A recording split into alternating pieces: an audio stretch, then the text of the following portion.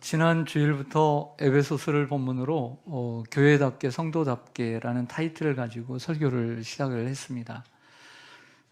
에베소서 4장 13절 말씀을 보면 우리가 다 하나님의 아들을 믿는 것과 아는 일에 하나가 되어 온전한 사람을 이루어 그리스도의 장성한 분량이 충만한 데까지 이르리니, 이 말씀이 있는데요. 저는 처음에는 이 본문의 말씀을 가지고 아는 만큼 성장하고 믿는 만큼 살아간다라고 하는 주제를 가졌지만 너무 길고 그래서 그것은 부주제로 이렇게 삼았습니다. 그래서 여러분들 게시판이나 엘리베이터 안에 이 포스터에 아는 만큼 성장하고 또 믿는 만큼 살아간다라고 하는 부표제가 있습니다. 네, 보셨나요? 네. 이 말이 맞는 것 같지 않아요? 네, 아는 만큼 성장하는 거죠. 우리의 삶에 잠깐의 후회가 있다면 내가 좀 더 배우지 않았을까? 왜 배우지 않았나? 여러분들, 우리가 삶을 먼저 살았기 때문에 삶의 선배로서 자녀들에게 자꾸 뭘 배우게 해야 하네요. 그만큼 아는 만큼 성장할 수 있기 때문에 알게 하려고 배우게 하는 거예요. 그리고 우리가 믿을 때 삶을 살 수 있는 것입니다. 결국 우리의 삶은 믿음인 것이죠. 여러분, 우리는 성경을 부지런히 배워서 아는 데 힘써야 하고 그것이 우리의 믿음의 삶이 되어야 합니다. 저는 지난 주일 첫 번째 시간에는 세 가지를 말씀을 드렸습니다. 에베소서를 시작하면 첫 번째는 로마 감옥에 있는 사도 바울과 이 에베소 교회의 관계는 어떻게 이루어져 왔는가에 대한 이야기. 두 번째는 우리가 함께 나누게 되는 이 에베소 성도들이 살고 있는 소아시아 에베소라는 도시에 대해서. 세 번째는 에베소서 전체의 교회에 대해서 간략하게 말씀을 드렸습니다. 오늘은 에베소 두 번째 시간으로 하나님의 선택이라는 제목으로 말씀을 드리고자 합니다. 여러분, 우리는 살아가면서 또 살아오면서 누군가로부터 선택을 받는다는 것은 큰 기쁨이요 축복입니다. 제가 중학교 때 한 선생님으로부터 글씨를 잘 쓴다고 선택을 받은 3명의 친구 가운데 한 명이 된 적이 있습니다. 어린 저로서는 큰 기쁨이 아닐 수 없었습니다. 하물며 하나님께 선택을 받아 쓰임받고 하나님께 선택을 받아 하나님의 자녀가 된다는 것은 이 세상의 그 어떤 것과 바꿀 수 없는 복 중의 복입니다. 그래서 사도 바울은 로마 감옥에 갇혀 있는 상황에서도 억누를 수 없는 그 기쁨으로 하나님을 찬양하며 이렇게 1장 3절을 시작합니다. 찬송하리로다. 하나님 곧 우리 주 예수 그리스도의 아버지께서 그리스도 안에서 하늘에 속한 모든 신령한 복을 우리에게 주시되. 아멘. 이게 에베소서의 처음입니다. 하나님을 찬송하면서 시작합니다. 찬송하리로다. 그 하나님은 우리 주 예수 그리스도의 아버지이십니다. 그런데 그분이 그리스도 안에서 우리에게 복을 주십니다. 그리스도를 통해서 우리가 그리스도 밖에는 구원이 없고 예수 그리스도 밖에는 행복이 있을 수가 없는 것이죠. 그런데 하나님께서 우리에게 이 복 주신 신령한 복은 이 땅에 속한 복이 아니라 저 하늘에 속한 신령한 성령의 복이라 얘기를 합니다. 그래서 사도 바울은 이처럼 그리스도 안에서 하나님이 주신 이 구원과 선택의 복을 누리는 우리가 진정한 복 중의 복을 받았으니 하나님을 찬송하라고 권하면서 오늘 에베소서를 시작을 하고 있습니다. 오늘 첫 번째 하나님의 선택에 대한 말씀을 드리겠습니다. 따라서 하겠습니다. 하나님의 선택.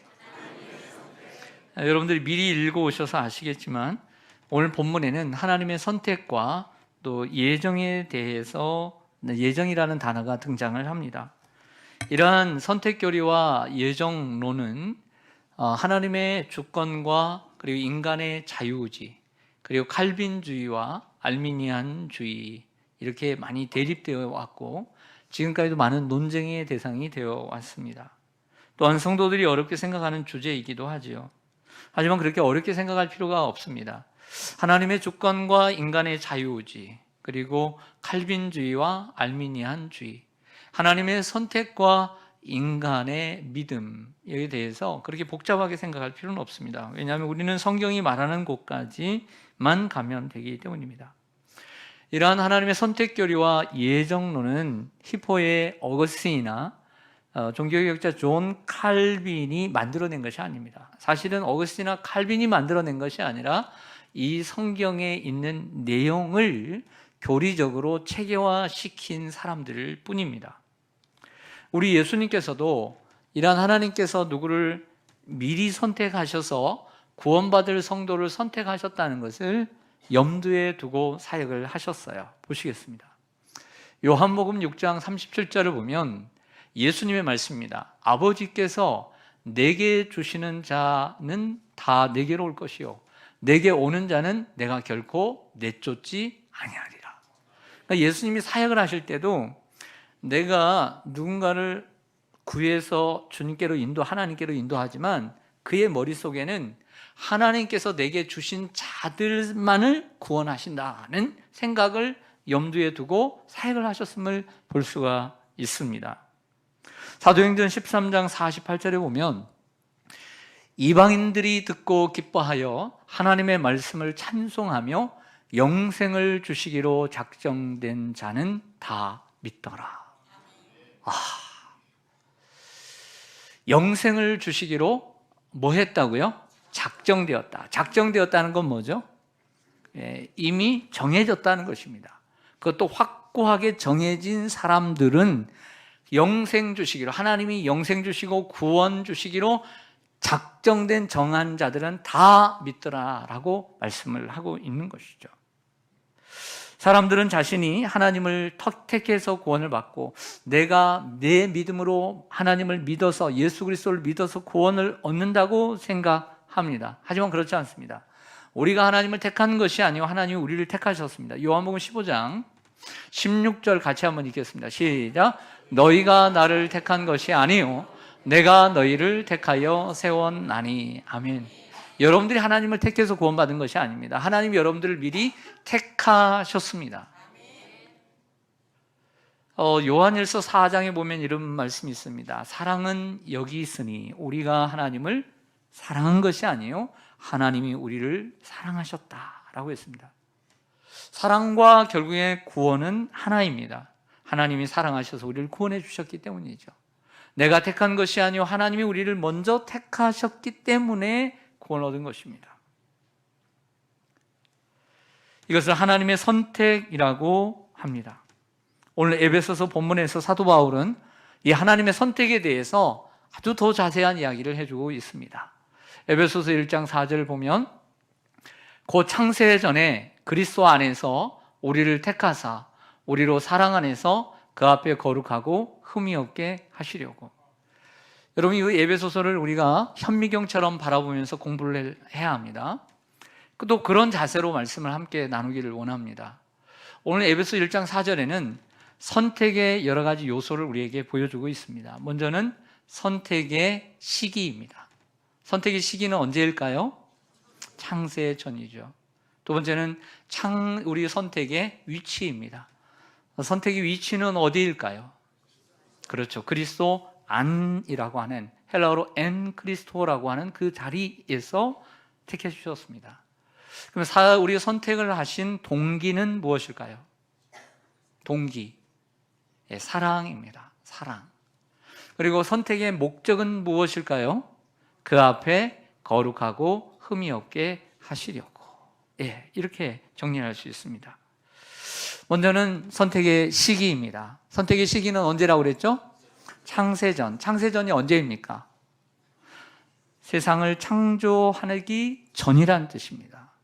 그럼 우리가 있었을까요? 없었을까요? 없었죠. 근데 창세전에 우리를 선택해 주셨습니다.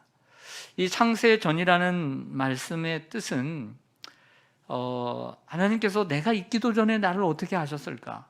내 형질이 이루어지기 전에 주님이 나를 보셨다고 시편 기자는 고백을 하는데, 이 말을 그런 측면에서 우리가 접근하기보다는 이런 측면에서 우리가 접근할 필요도 있습니다. 어떤 측면이냐면 창세 전에 우리를 선택하셨다는 것은 우리의 인간의 어떠한 공로와 노력 없이 하나님은 우리를 구원해 주셨다는 것입니다. 이러한 측면에서 우리는 접근해 가야 합니다. 사람의 공로나 노력이 아닌 전적으로 하나님의 주권과 은혜로 구원이 이루어졌음을 보여줍니다. 두 번째는 선택의 위치입니다. 여기서 1장 4절 통해 선택의 위치는 어디라고 그랬죠? 그리스도 안에서. 그 곳 어디에서 선택을 하셨느냐라고 하는 엔 그리스도입니다. 하나님의 선택은 언제나 그리스도 안에서 이루어집니다. 그리스도 밖에는 구원이 없고 행복이 없습니다. 하나님께서 창세전에 여러분을 선택하셨다 할지라도 여러분이 그리스도 안에 있을 때 구원이 이루어집니다. 노아 홍수 시대에 40일 동안 밤낮으로 비가 내렸습니다. 창수가 났습니다.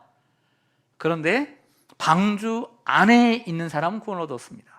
마찬가지로 마지막 시대도 예수 그리스도 안에 있으면 누구든지 구원을 받게 되는 줄로 믿습니다. 세 번째는 선택의 동기입니다. 사랑 안에서입니다. 그리스도 안에서 우리를 택하사 우리로 사랑 안에서라고 했습니다. 우리를 선택하신 동기는 사랑 때문입니다. 그 사랑이기 때문에 아무런 조건 없이 사랑하기 때문입니다. 여러분, 우리가 우리의 자녀를 왜 좋아합니까? 왜 먹이고 입히고 보호하고 신경을 씁니까? 이유가 어디 있습니까? 사랑하기 때문입니다. 유명한 요한복음 3장 16절 시작. 하나님이 세상을 이처럼 사랑하사 독생자를 주셨으니 이는 저를 믿는 자마다 멸망치 않고 영생을 얻게 하려 하심이라. 하나님이 세상을 뭐 했기 때문에 독생자를 주셨어요? 사랑하기 때문에. 그 세상 중에 내가 들어있는 거죠. 하나님이 사랑 때문에 독생자 하나밖에 없는 아들 예수님을 우리에게 주신 거예요. 다른 이유가 없습니다. 네 번째로 선택의 목적은 그 앞에 거룩하고 흠이 없게 하려 하심이라 했습니다. 하나님께서 우리를 선택하신 목적이 우리의 죄를 용서하고 그리고 천국에 들어가게 하는 것만이 아니라는 것을 우리에게 보여줍니다. 하나님께서 우리를 구원하신 목적이 죄의 용서에 있고 천국에 들어가는 데 있는 것은 사실이지만 그것뿐만이 아니라는 것을 우리에게 보여주고 있는 것이죠. 예를 들어서 우리를 죄사하고 천국에 들어가게 하는 것이 목적이었다라고 한다면 구원받은 즉시 우리는 천국에 갔어야 되죠. 근데 하나님께서 이 땅에 여러분들을 두셨어요, 안 두셨어요? 빨리 천국 가고 싶잖아요. 근데 두시잖아요. 그 이유는 예수님께서 우리를 선택하신 이유는 단지 천국에 들어가게 하시는 것만 있는 것이 아니라 이 땅에 살면서 거룩하고 흠이 없게 살게 하는 데 목적을 두셨기 때문이에요. 그리스도의 형상을 닮아가기 위하여. 그렇다면 여러분, 저와 여러분이 거룩하고 흠이 없게 된다는 뜻은 무슨 뜻일까? 거룩하고 흠이 없다는 것은 무슨 뜻일까? 여러분, 우리가 온전하다는 뜻일까요? 완벽하다는 뜻일까요? 그렇지 않습니다. 우리는 완벽할 수 없습니다.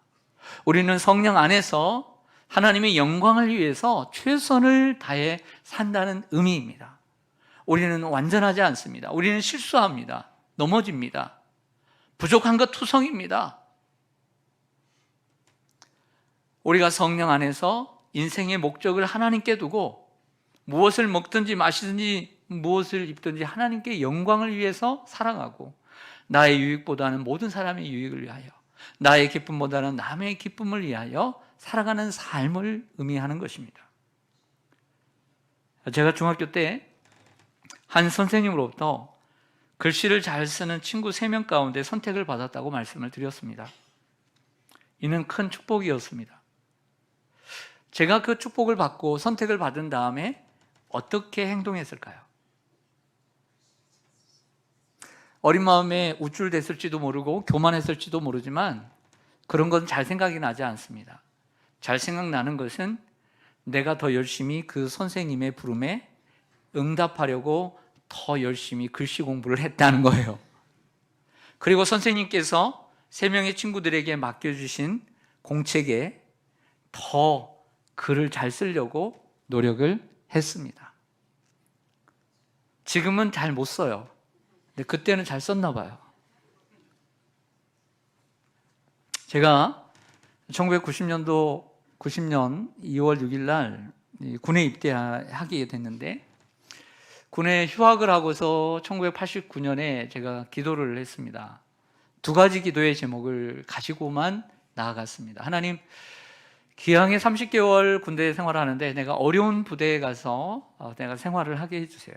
두 번째는 그래도 신학을 한 신학도인데 기왕에 내가 하나님의 말씀을 전하면서 사역할 수 있는 군종병이 되게 해주세요. 딱 두 가지를 기도를 했어요. 그래서 28사단 수색대, 28사단 신병교육대 가서 한 일주일, 2주일 딱 훈련을 받고 있는데 조교가 나를 부르는 거예요. 그래서 왜 나를 부를까? 그래서 밖으로 내더니 어떤 분 앞으로 저를 이끌어 갔습니다. 사단의 군종 참모님이 저를 만나러 온 거예요. 그래서 그곳에서 면담이 이루어졌습니다. 면담을 하고 난 다음에 그 자리에서 즉시 이렇게 말씀하셨습니다. 너는 수색대대 군종병으로 오게 될 것이다. 훈련 잘 받고 오너라 라고 말씀해 주셨어요. 그분이 박선원 목사님이신데 아주 군생활을 잘하신 분입니다. 저는 군 입대한 지 2주 안에 이 두 가지의 기도의 제목을 다 모두 응답받고 말았습니다. 저는 선택을 받았습니다. 근데 선택을 받은 이후에 저의 마음가짐은 어땠을까요? 저는 남은 몇 주간의 훈련을 열심히 임했습니다. 다른 친구들은 내가 어디에 자대 배치를 받을까 늘 두려워하며 떠는 친구들 앞에 저는 갈 바를 알고 열심히 준비하며 최선의 노력을 했고, 자대 배치를 받아서도 최선을 다해서 제게 맡겨진 군종병의 사역을 감당하게 되었습니다. 여러분들은 저보다 더한 선택을 받았을 것입니다. 인생을 살아오면서 학교에서, 직장에서, 그리고 교회에서 누군가의 선택을 받은 적이 있을 것입니다. 그리고 그 선택은 여러분을 열심으로 인도했을 것입니다. 마찬가지로 저와 여러분은 하나님의 선택을 받아 구원을 받았습니다. 우리가 하나님의 선택을 받은 사람은 교만하지 않고 겸손합니다. 왜냐하면 우리는 창세 전에 아무런 공로 없이, 아무런 노력 없이 전적인 하나님의 주권과 은혜로 구원을 받았기 때문입니다. 또한 하나님의 선택을 받은 사람은 늘 감사의 마음을 갖습니다. 구원에 대한 감사의 마음이 동기가 되어 거룩하고 흠이 없는 삶을 살기 위해 노력합니다. 또한 하나님의 선택을 받은 사람은 더욱 열심히 주를 섬겨야 합니다. 바울의 고백처럼 나의 나된 것은 하나님의 은혜로 된 것이니 그 은혜가 헛되지 아니하여 내가 모든 사도보다 더 수고하였으되 이것은 나의 수고가 아니요 나와 함께 하신 하나님의 은혜로다. 내가 다른 사람보다 더 많이 수고하지만 그것 또한 하나님의 은혜로 알고 열심히 주를 섬기게 됩니다. 그러므로 진정한 하나님의 선택을 아는 사람은 겸손하게 되고 성결하게 되고 그리고 더욱 열심히 주를 섬기게 되는 거예요. 이것이 하나님의 선택 교리가 우리에게 주는 유익이고 교훈입니다. 두 번째로, 하나님의 예정입니다. 따라하겠습니다. 하나님의 예정. 에베소서 1장 5절에 예정이라는 단어가 나오죠. 보겠습니다. 그 기쁘신 뜻대로 우리를 예정하사 예수 그리스도로 말미암아 자기의 아들들이 되게 하셨으니, 이 본문 속에는 예정의 동기가 나오게 됩니다. 예정의 동기는 뭐죠? 그 기쁘신 뜻대로입니다. 예. 그리고 예정의 목적이 무엇입니까? 자기의 아들들이 되게 하셨으니, 이 본문을 다르게 번역할 수도 있죠. 자기의 아들들이 되게 하사 그리스도로 말미암아 우리를 예정하셨다라고 번역을 할 수 있는 것입니다. 여기서 예정이란 뭘까요? 예정이란 어떤 풀이로 할 수 있을까요? 예정. 주님이 예정하셨다. 그렇죠. 미리 정하셨다라고 하는 거죠. 사전에 계획하셨다. 미리 정하시고 사전에 계획하셨다라고 하는 것이 예정입니다. 이러한 예정이라는 단어는 신약에 단 6번 등장하는데요, 2번은 사도행전에 등장하고요, 나머지 4번은 어디에 등장할까요? 역시 똑똑하셔. 에베소서 4장 다 제가 읽어드릴 수 있지만, 어느 구절에서 나와서 읽어줄 수 있지만 여러분들이 찾아보라고요. 썼다가 화이트로 다 지워버렸어요. 여러분들이 찾으시라고. 근데 이 예정의 6번의 예정을 어떤 용도로 쓰였는지를 제가 보니까 2가지 용도로 쓰였더라고요. 먼저는 하나님께서 우리 인간을 구원하시기 위해 예수 그리스도를 예정하셨다, 계획하셨다 할 때 예정이라는 단어를 쓰고요. 또 하나는 하나님께서 수많은 사람들 가운데 선택받을, 구원받을 사람을 예정하셨다 했을 때 에베소서에서 예정을 사용하는 것을 보게 됩니다. 첫 번째로 예정의 동기는 그 기쁘신 뜻대로입니다. 1장 5절을 뭘로 시작하냐면 그 기쁘신 뜻대로 예정하사 라고 했습니다. 그 기쁘신 뜻대로는 무엇일까요? 기쁨이란 다른 사람에 대해 갖는 좋은 감정을 의미합니다. 여러분이 어떤 사람을 한번 생각해 보세요. 지금 눈을 감고 어떤 사람, 한 사람을 딱 타겟을 정해 보세요. 딱 정했어요. 근데 그 사람에 대해서 좋은 감정이 생겼어요. 기뻐요, 안 기뻐요? 기뻐요. 눈을 뜨세요. 주무실 수 있는 기회가 아니에요. 네. 그게 좋은 감정이에요. 여러분 혹시 손주 두셨습니까? 손주 있는 분 손 들어보세요. 손주. 네. 네. 저는 손주가 아직 없습니다. 손주를 보기만 해도 기뻐요, 안 기뻐요? 기쁘죠. 그런 감정. 이제 이해가 돼야 안 돼요. 그냥 두고 보기에도 아까워서, 너무 아까워서 예쁜 그 감정, 그게 기쁘신 뜻대로, 그게 우리를 예정하신 이유와 동기라는 거죠. 근데 실상은 자세히 뚫어보면 이쁜 구석만 있어요? 그래요? 저와 여러분도 다 예쁜 구석만 있어요? 아니죠. 그런데 예쁜 구석만 보시는 거죠. 네. 좀 전에 선택의 동기를 말씀드리면서도 사랑이라고 했습니다. 그런데 여러분의 성경, 가지고 있는 성경 각주 1번을 보시겠습니다. 없는 분들은 함께 봐주시고요. 성경에는 각주라는 게 있습니다. 1번 괄호. 근데 어디에 써 있냐면 보통 성경 아래에 써 있습니다. 한번 찾아보세요. 바로 밑에 있을 수도 있고 어떤 성경은 오른쪽 밑에 써 있을 수도 있습니다. 찾았으면 아멘 합시다.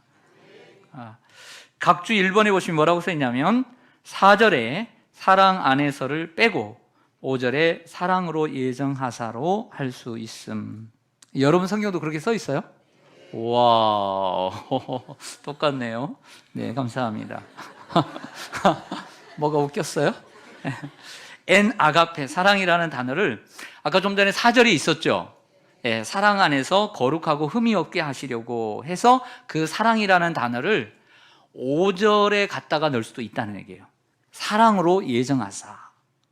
그런데 이 사랑이라는 단어가 거룩하고 흠이 없게 하사라고 하는 목적절을 이 수식하는 것은 여기 한 번밖에 없기 때문에 대부분은 5절에 넣는 것이 맞다. 왜냐하면 그 사랑으로 예정해 주셨기 때문에 라고 보는 것입니다. 두 번째로 저를 보겠습니다. 예정의 목적. 예정의 목적이 뭐라고 그랬죠? 읽어오셨다며. 네, 그렇죠. 그의 아들들이 되게 하사. 다시요. 선택의 목적은 뭐였어요? 거룩하고 흠이 없게 하시려고. 예정의 목적은요, 그의 아들들이 되게 하시려고. 한마디로 양자를 삼으시려고 한 것입니다. 여러분, 이 양자라고 하는 것은 우리 이 시대의 양자를 생각하면 안 됩니다. 1세기 당시 로마 시대의 양자법에 대해서 우리가 공부할 필요가 있죠. 만약에 우리나라에서 양자라 그러면 어떤 생각이 들어요? 양자라 그러면 큰아버지가 결혼했는데 자식이 없어. 근데 종손인데 종손이 없어. 근데 둘째 아들을 줄줄이 낳았어. 그래서 한 아이를 데려다가 큰아버지에게 입양을 시켜서 종손으로 삼고자 하는. 또 다른 의미로는 양자라 하면 아유 친아들 아니네. 이런 생각이 먼저 들어야 안 들어요? 저만 그런가요? 저는 그런 생각이 드는데 이런 생각들을 깨야 됩니다. 이런 생각들을 편견을 깨야 돼요. 왜냐하면 로마법에서는 양자가 되면 모든 그 양자가 가지고 있던, 그 가정이 가지고 있던 모든 빚을 탕감받고 이전의 모든 상태에서 벗어나 새 가족의 일원으로 새로운 삶을 시작하게 됩니다. 양자로 받아들여진 이 아이는 새 아버지와 부자 관계를 맺고 그 새 아버지의 아들이자 동시에 상속자의 자격과 권리를 전적으로 부여받게 됩니다. 이게 바로 양자입니다. 이런 문화를 엿볼 수 있는 유명한 영화 하나 보여드릴 수는 없고요. 포스터만 하나 보여드리겠습니다. 벤 허입니다. 벤 허라는 말은 허씨의 아들이라는 뜻인데요. 이 베너라는 인물은 우리가 영화관에서나 그리고 TV에서도 우리가 두세 번씩 봤던 유명한 영화입니다. 근데 이 1세기 당시에 베너라는 인물이 예수님 그 예루살렘에 산 유대인이었습니다. 예루살렘의 로마 신임 총독이 부임을 하는데 이 베너의 누이의 실수로 베너 일가는 총독에게 위해를 가했다는 반역죄로 몰리게 되고요. 어머니와 누이는 로마군에 끌려가 노예가 되고 베너는 노예가 되어 바다의 배 안에서 노를 지게 됩니다. 그런데 어느 날 이 베너가 속한 이 선단이 적으로부터 습격을 받습니다. 사령관인 아리우스가 바다에 떨어져 죽을 위기에 처했을 때 베너가 사령관을 구해주죠. 그 일로 사령관은 자신이 끼고 있던 이 반지를 베너의 손가락에 끼워줍니다. 바로 이것이 양자, 아들로 삼는 것입니다. 양자로 삼은 것입니다. 이전에 노예였던 것은 아무 상관이 없습니다. 베너는 노예였던 옛날의 베너가 아니라 가장 위대한 사령관의 아들이자 상속자가 된 것입니다. 우리가 에베소서 2장에서 배우겠지만 우리는 허물과 죄로 죽었던 존재이고 불순종의 아들이고 진노의 아들이며 사탄의 아들입니다. 그런데 어느 날 긍휼이 풍성하신 하나님이 우리에게 찾아와서 우리를 불러 너는 내 아들이라 하시면서 양자 삼아 주셨습니다. 베너가 더 이상 이전의 노예가 아닌 것처럼 우리도 더 이상 진노의 자녀가 아니요 하나님의 자녀가 되었고 예수 그리스도를 믿음으로 하나님의 아들, 자녀, 상속자가 된 줄로 믿습니다. 그래서 로마서 8장 15절 말씀을 보면 같이 읽습니다. 시작. 너희는 다시 무서워하는 종의 영을 받지 아니하고 양자의 영을 받았으므로 우리가 아빠, 아버지라고 부르짖느니라. 아멘. 하나님께서 우리에게 주시는 영은요, 종의 영이 아니에요. 종의 영이 아니라 양자의 영을 우리에게 주시고 그 하나님을 아빠, 아빠, 아빠라고 부를 수 있게 됩니다. 그런 것으로 끝나는 것이 아니라 아빠가 되어주신 이후에 그 아빠는 하나님 아버지는 우리의 삶의 인도자가 되어주시고 보호자가 되어주시고 우리의 삶에 필요한 것을 공급해 주십니다. 또한 우리는 하나님을 아빠, 아버지로 부르게 되면서 무엇이든지 구하고 기도할 수 있는 권한을 누리게 되는 것이죠. 이 모든 것이 하나님의 예정을 통해서 누리게 된 축복입니다. 예정의 실현은 예수 그리스도로 말미암아입니다. 하나님이 우리를 선택하시고 예정하셨어도 우리가 예수 그리스도를 영접하고 예수 그리스도를 믿음으로써 양자가 될 수 있는 것이죠. 저는 어릴 때부터 교회를 다녔습니다. 근데 제가 대학생이 되기까지 그 전까지 저는 교단이라는 걸 잘 몰랐어요. 참 순진하게도 교단이라는 걸 몰랐어요. 그래서 저는 교단이 있는 것도 모르고 그냥 모든 교회는 똑같은 교단이고 천주교회만 좀 더 우리하고는 다른 라인이다라고 생각을 했었습니다. 근데 이렇게 신학을 하고 보니까 교단이 너무너무 많은 거예요. 즉 하나님을 믿고 그의 아들 예수 그리스도를 믿음으로 우리가 구원을 받는다는 가장 중요한 핵심은 같지만 그 중요하게 그들이 생각하는 또 성경을 보는 관점들 또 중요한 어떤 강조점들이 서로 다르기 때문에 또 사람들이 모이다 보면 또 뜻이 다르고 생각이 다르잖아요. 그러다 보니까 모이고 해서 교단들이 생기게 된 것입니다. 특히 우리 장로교회는 존 칼빈의 교리를 따라 세워진 교단이 우리 장로교단입니다. 그래서 장로교단은 16세기부터 시작이 된 거예요. 감리교회는 존 웨슬리의 교리를 따랐습니다. 그래서 감리교회를 가면 존 웨슬리 탄생 몇 주년, 그래서 존 웨슬리 되게 중요시 여기죠. 좀 위험성이 있어요. 루터 교회는 마틴 루터의 교리를 따라 세워졌습니다. 그럼 우리 장로교회의 가장 중요한 핵심 교리는 무엇일까요? 그것은 하나님의 주권과 예정이에요. 그걸 중요시 얘기합니다. 하나님의 주권과 예정. 그것 또한 존 칼빈이 사실 만들어낸 것이 아니라 성경 안에 있는 내용을 체계화하고 강조한 것입니다. 그런데 안타깝게도 우리 장로교인들 중에 그 예정 교리를 오해해서 전도의 중요성을 약화시키는 현상들이 있어 왔습니다. 이런 것이죠. 하나님이 창세전에 모든 구원받을 사람과 유기할 사람들을 구별하셨다는 거예요. 또 하나님이 미리 구원받을 사람은 예정해 주셨기 때문에 다 때가 되면 죽기 전까지는 다 구원받게 돼 있다. 그래서 우리는 전도를 하든 안 하든 하나님은 알아서 하실 것이다. 이런 심사로 전도를 기피하고 전도를 멀리하는 장로교인들이 생산되게 되었다고 하는 것이죠. 그러나 그것은 진정한 복음과 진정한 예정교리를 오해한 데서 온 것입니다. 우리가 아는 것은 하나님, 생각해 보세요. 하나님이 예정하셨다. 그러면 하나님이 구원받을 사람이 누구인지를 하나님만이 아시는 거지 우리는 몰라요. 여러분 아십니까? 사실 여기 있는 분들 중에도 누가 구원받는지 알아요? 구원받을 가능성이 큰 거죠. 그럼 모두 다 구원받을 수 없어요. 그건 모르는 거죠. 나도 몰라요. 하나님만이 아시죠. 하지만 하나님은 복음 전파를 통하여 그들이 듣고 믿어 예수 그리스도를 믿음으로써 구원에 이르게 하는 이러한 복음 전파의 과정도 하나님의 선택과 예정 속에 두셨다는 거 하는 거예요. 하나님이 선택하시고 예정하셨다는 말에는 선택하신 자를 구원하기 위해 복음 전도를 사용하신다는 말입니다.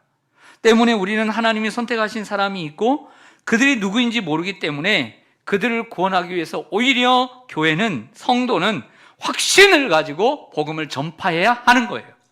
왜냐하면 이 땅에 하나님의 선택된 백성들이 많기 때문인 거죠. 누군지는 몰라요. 그러나 복음 전도를 통해서 구원하시기로 하나님이 작정하셨기 때문에 우리는 하나님의 예정 교리를 믿는 장로교인들은 누구보다 더 열심히 복음을 전파해야 된다는 사실입니다. 하나님의 예정은 전도를 약화시키지 않고 도리어 동기부여를 주고 있습니다. 사랑하는 성도 여러분, 말씀을 정리하겠습니다. 에베소서 헬라어 본문을 보면 오늘 3절부터 14절까지 한 문장으로 되어 있습니다. 마침표가 없습니다. 계속해서 이어나갑니다. 그 3절에서 14절까지는 삼위일체 하나님의 사역, 즉 성부 하나님의 선택, 성자 예수님의 구속, 그리고 성령 하나님의 인치심, 이렇게 세 개로 나눌 수가 있습니다. 오늘 그 첫 번째로 오늘 3절에서 6절까지 성부 하나님의 선택에 대해서 말씀을 드렸습니다. 그 말씀의 내용은 이렇습니다. 첫 번째, 하나님의 선택과 예정이란 무엇인가? 그 구체적인 내용을 말씀을 드렸습니다.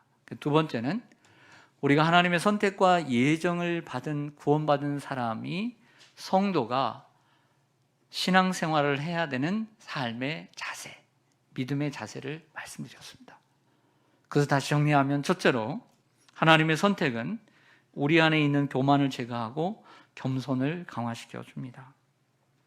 우리는 창세전에 아무 공로 없이, 아무 노력 없이 하나님의 전적인 은혜로 구원을 받았기 때문이죠. 두 번째, 하나님의 선택은 감사의 마음을 갖게 하고 열심으로 주를 섬기는 동기가 됩니다. 우리를 하나님의 자녀 삼아 주셨어요. 저 중학교 선생님이 글씨를 잘 쓴다고 3명을 선택했는데 그 중에 하나를 날 선택해 주니까 너무 감사해서 더 열심히 쓰고 싶은 거예요. 마찬가지로 하나님이 나를 군종병으로 세워주셔서 기도에 응답해 주셔서 너무 감사해서 열심히 사역을 한 거예요. 하나님께서 저를 시온산교회 담임 목사로 세워주셔서 너무 감사해서 아무 자격 없는 나를, 훌륭한 분들이 많은데 자격 없는 나를 선택해 주셨기에 감사해서 열심히 사역하는 거예요. 여러분들도 하나님이 구원해 주셔서 정말 값없이 구원해 주신 그 은혜에 감사하여 하나님 앞에 교만하지 않고 겸손해야 돼요. 감사한 마음으로 더욱더 주의 일 열심히 해야 돼요. 구원받은 그 은혜에 감사해서 안일함에 빠져 있지 말아야 돼요. 예수 그리스도의 십자가의 보혈을 의지해야 돼요. 오늘 이 시대는 부족함이 있어서, 먹을 것이 부족해서, 입을 것이 부족해서, 누릴 것이 부족해서 부족한 시대가 아니에요. 주님을 사랑하는 마음이 식어져서 부족한 시대고, 주님을 간절히 찾지 않는 것이 부족하기 때문에 그런 거예요. 또한 하나님의 예정은 전도의 동기부여가 되고 전도를 강화시켜 줍니다. 하나님이 택한 사람이 우리 주위에 많이 있기에 하나님께서 전도에 미련한 것으로 믿는 자들을 구원하시기를 기뻐하신다라고 하는 고린도전서 1장 21절의 말씀처럼, 하나님은 구원받는 사람은 있지만 우리의 전도에 미련한 것으로 그 영혼들을 구원받기를 기뻐하시기 때문에 우리 장로교회는 더더욱 하나님의 예정 교리를 믿는다면 더욱더 열심히 복음을 전하는 것이 우리의 아는 것과 믿는 것이 하나 되는 길인 줄 믿습니다. 지난 주일에 말씀드린 대로 이번 에베소서를 함께 나누면서 이 에베소서가 나의 에베소서가 되도록, 첫째, 여러분들이 한 번이라도, 일주일에 한 번씩이라도, 아니면 한 장이라도, 아니면 다음 주에 공부할 내용을 한 번이라도 자세히 읽어오시고 정독을 하세요. 두 번째, 성경을 읽고 또 혹은 설교를 들으면서 감동받은 구절이 있으면 일주일에 한 구절씩이라도, 하루에 한 구절씩이라도 정해가지고 암송 노트에 적어서 암송을 해가세요. 그래 여러분들의 것이 됩니다. 세 번째로는 성경 필사를 하시되 에베소서를 얼마 안 되니까 정자로 깨끗하게 여러분들의 손가락이 아프도록 열심히 쓰십시오. 그러면 에베소서를 더 공부하고 싶은 마음이 생기는 거예요. 여러분, 뭐든지 사람의 노력과 시간이 들지 않으면 사람들은 헛것으로 들어요. 왜? 투자를 안 하니까 그냥 마음이 가질 않아. 뭔가 내가 투자해야 되는 거예요. 교회도요, 내가 교회를 위해서 헌금을 하고 내가 교회를 위해서 헌신을 해야 교회 사랑도 생기는 거예요. 그런 마음이 없으면 그냥 뭔 일 있으면 그냥 떠나야 되겠다, 이런 생각이 드는 거예요. 여러분, 세상 일도 그렇지 않아요? 뭔가를 줘야 돼요. 네 번째는, 제가 한 설교는 한 번으로 듣지 마시고 여러분들이 시간 되실 때 이어폰으로 듣고 한 번 더 자세히, 대충 듣지 마시고 자세히 한번 듣고 또 복귀하셔서 여러분들의 말씀이 되기를 바랍니다. 로비에 지난주에 나눠드린 암송 노트와 필사 노트를 조금 더 준비를 해 놓았습니다. 꼭 필요하신 분들만 가져가시기를 바랍니다. 네, 기도하겠습니다.